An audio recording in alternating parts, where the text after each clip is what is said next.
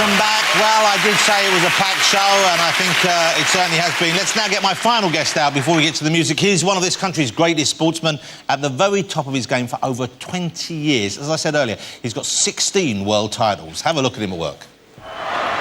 Is this the coronation?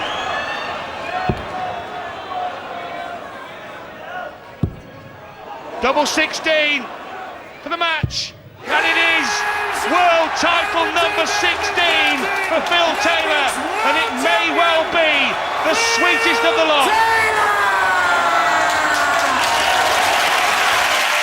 Will you please welcome the power-tastic Phil the Power Taylor?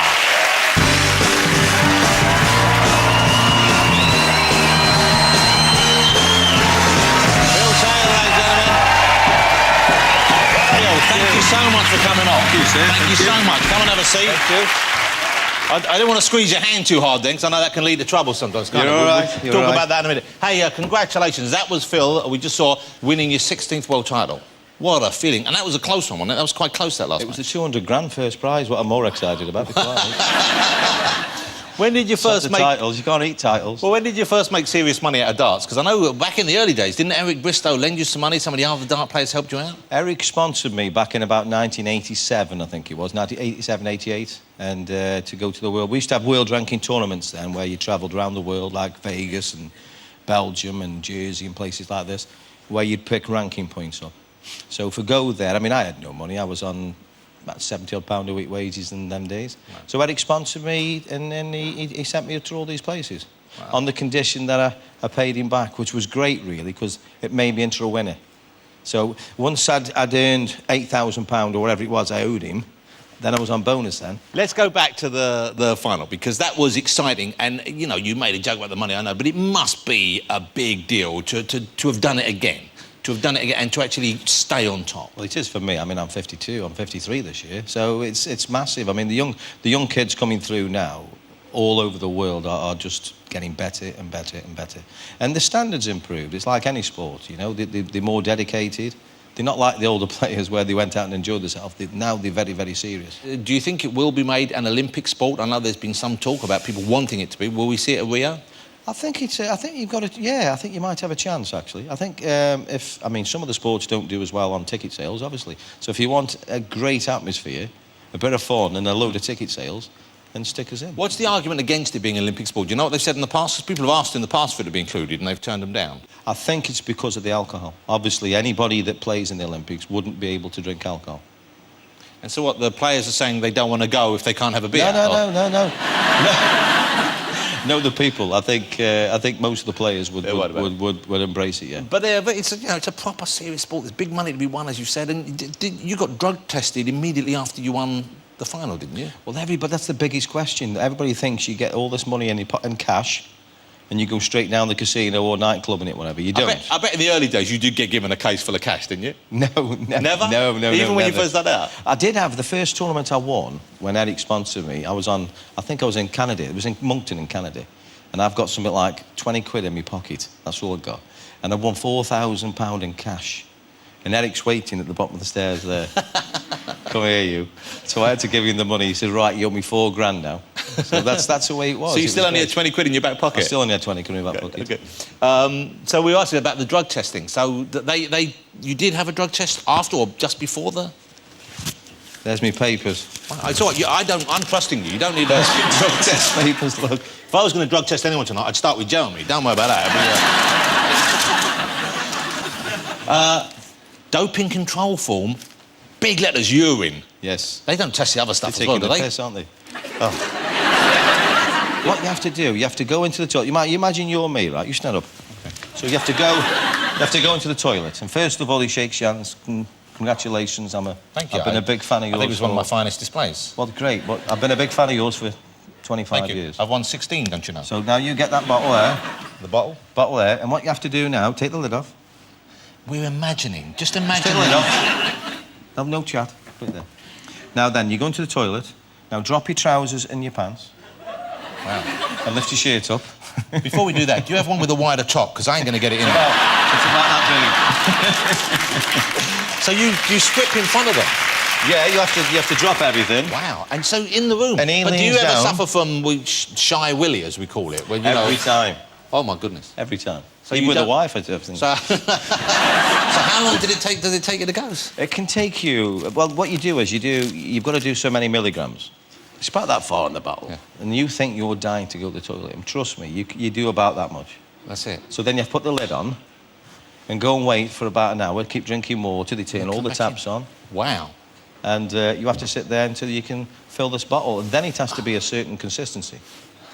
Now we're getting to the region of too much information, mental. frankly. So they look at the colour and the text. It can take 2, 3, 4 hours. I mean, jockeys, for instance, after they've been in a big race, can take 7, 8 hours.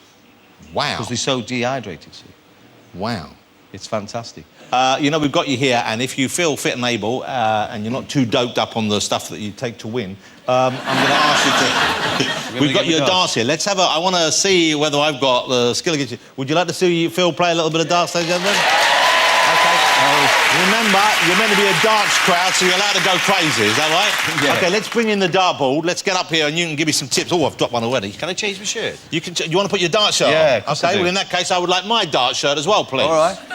OK, Phil's going to go get his dart shirt on. Here we go. Get ready for this.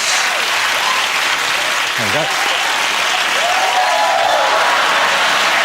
There we go. I've got my so-called, it's Phil the Power, of course. I've got my my dart made as well, my shirt made. Yeah. Oddly,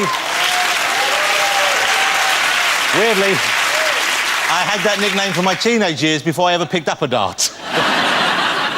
Phil, let's bring Phil out. Phil, the Power Taylor's coming back out now, ladies and gentlemen, in all his darting finery, ready to show us what it takes to be a world champ. Phil, good to see you. Is it on the back there? Let's have a look at that.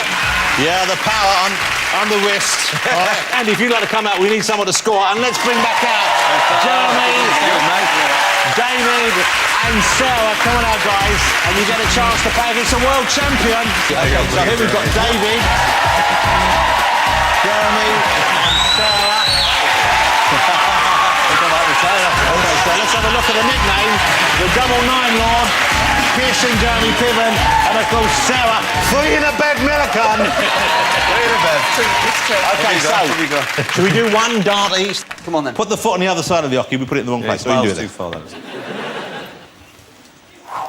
David, you scored 19. That's not bad, that's not bad. I can see you're competitive, aren't you? 19 or more to win. USA. No pressure. You scored 10.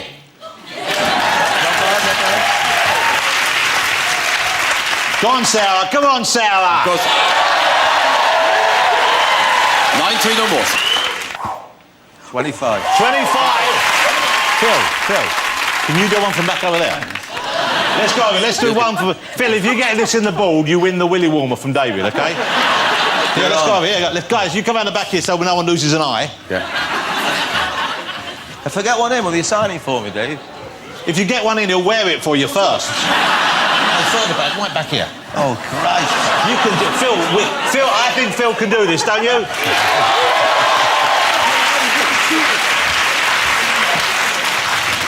Ladies and gentlemen, this could be a world record. If he gets the bullseye from here, this will never be beaten, I suspect. Okay? A little bit of pressure. Phil, the Power Taylor. Let's play darts.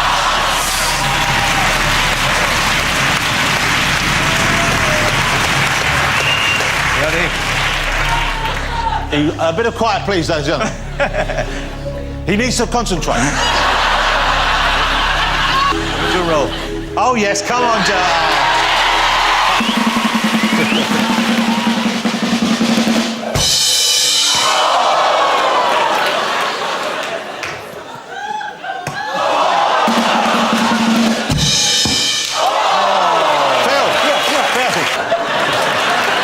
We're going to get one. No one's going home till we get one.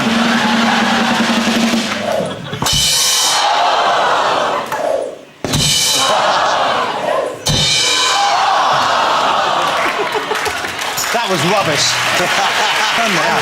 Come where all right, this. Your land's down there. Take a close-up of that, we'll edit it in, all right? Near like a semi-ball. think the drumming helped, Three in a Bed, Timeline Law, whatever it is. How about that, ladies and gentlemen?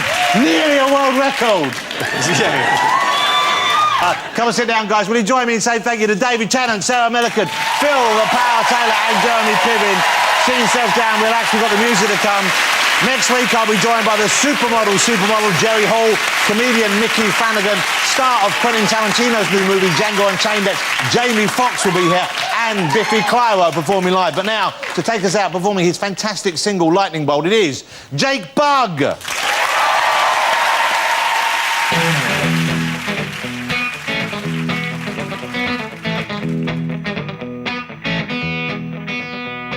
Morning, it's another pure grey morning. Don't know what the day's holding. When I get up tired and I walk right into the path of a lightning bolt. Siren of an ambulance comes howling right through the center of town, and no one blinks an eye. And I look into the sky in the path of a lightning bolt. Matter as the angels parted for her, but it only brought me torture. That's what happens when it's you that's standing in the path of a lightning bolt. Everyone I see just walks toward me, gritted teeth, but I just stand by and I wave my time until you got it. Told the lightning one, the warning I do have, but when I see the signs, I'll jump on that lightning bolt.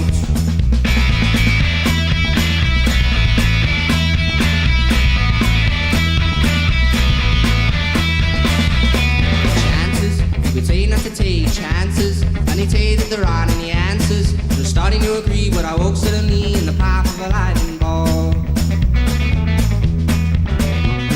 Fortune, people talking all about fortune. Do you make it or does it just call you? In the blinking of an eye, just another passerby in the path of a lightning bolt. Everyone I see just walks toward me, gritted teeth, but I just stand by and I wave my time until you got it. Told the lightning one, the warning I do have, but when I see the signs, I'll jump on that lightning bolt.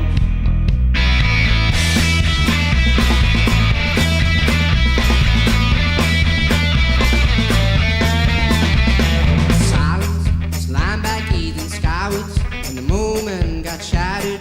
I remember what she said, and then she fled in the path of a lightning bolt.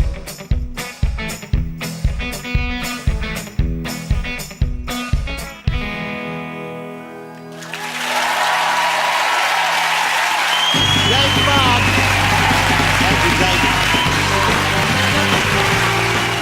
As you've heard, Jonathan's guest Jeremy Piven can be seen on our brand new drama Mr. Selfridge as we go back to the golden age of shopping tomorrow night at 9 here on ITV1.